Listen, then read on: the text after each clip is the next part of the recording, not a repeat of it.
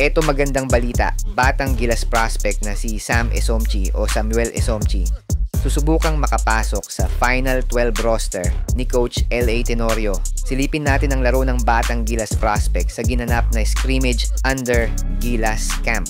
Pasado kaya siya kay L.A. Tenorio at Gabe Norwood?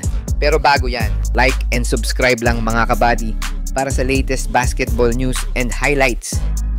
Noong nakaraang araw ay na-feature natin ang nakababatang kapatid ni AJ Ehdu na si Ben Ehdu na nais makasama sa final lineup ng Batang Gilas Under 16. At ngayong araw ay narito ang isa pa sa mga 5-star rated na Batang Gilas prospect, ang Filipino-Nigerian na si Sam Esomchi o tinatawag na ngayon sa social media as Super Sam. Currently, may tangkad na 6'1 ang 14-year-old na si Sam Esomchi at inaasahan pang tatangkad hanggang 6'8 to 6'11 dahil na rin sa lahi nitong Nigerian na alam naman natin na matatangkad na tao.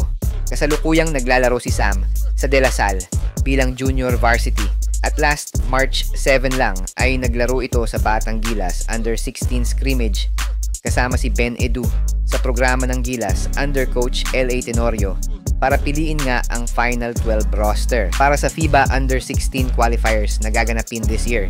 Narito ang ilan sa mga highlights ng Batang Gilas prospect number 2 na si Samuel Super Sam Esomchi.